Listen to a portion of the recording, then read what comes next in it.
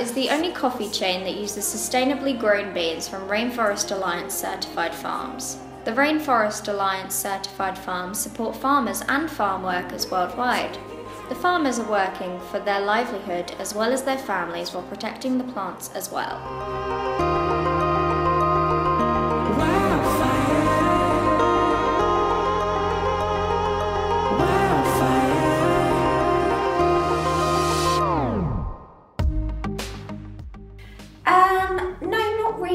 Because I think that we found we offer something completely different from the bigger chains.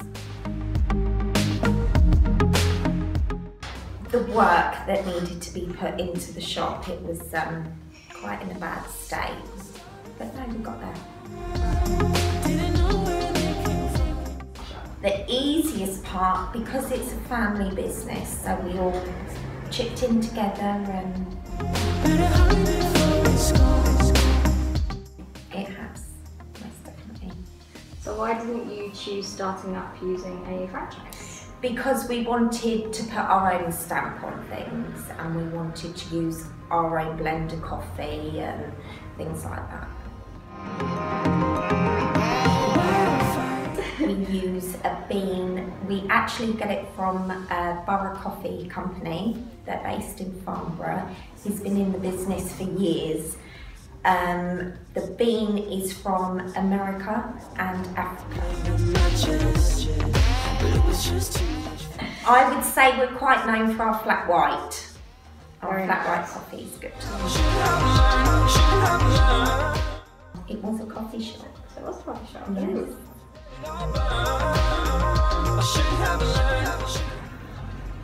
I think with independent coffee shops, you can do your own sort of things. So you can tailor it to suit all different types of customers, and that's what we try to do. We try and please all different ages, right from babies going up to the elderly.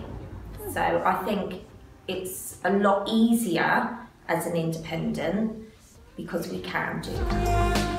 On the 23rd of April 2015, the Chief Executive of the Fair Trade Foundation, Harriet Lamb, announced that they would be working together.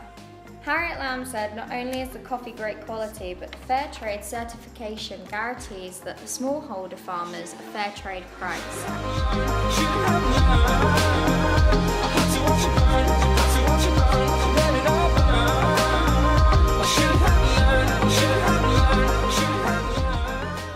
Well, basically we buy in green beans of coffee. They're not really green, but we call it green beans.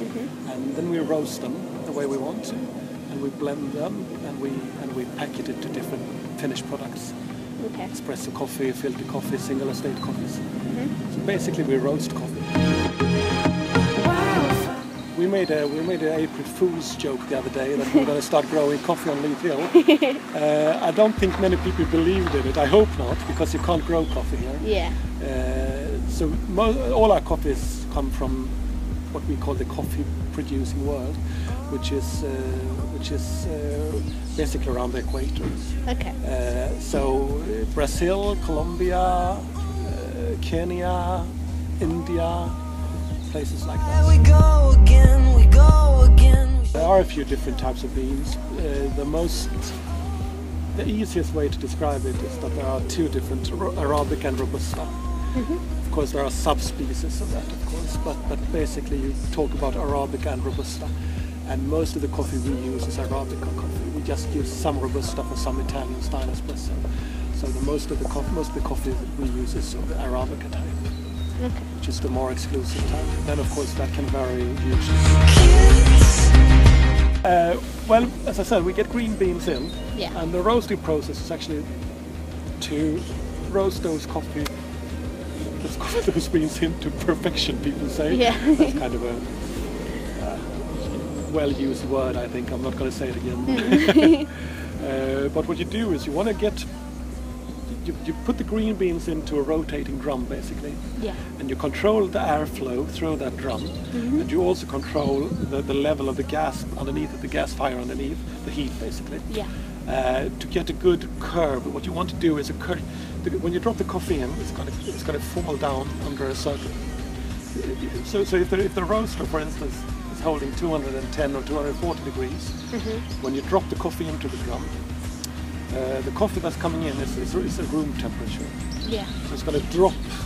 The temperature in the drum will drop initially for a few minutes. Yeah. And once it's done that, it turns up again.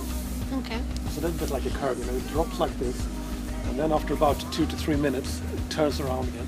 And what you want to do really is get a nice curve like this. Yeah. You want it to heat up pretty quick, but then drop off a little bit to get the most out of the coffees.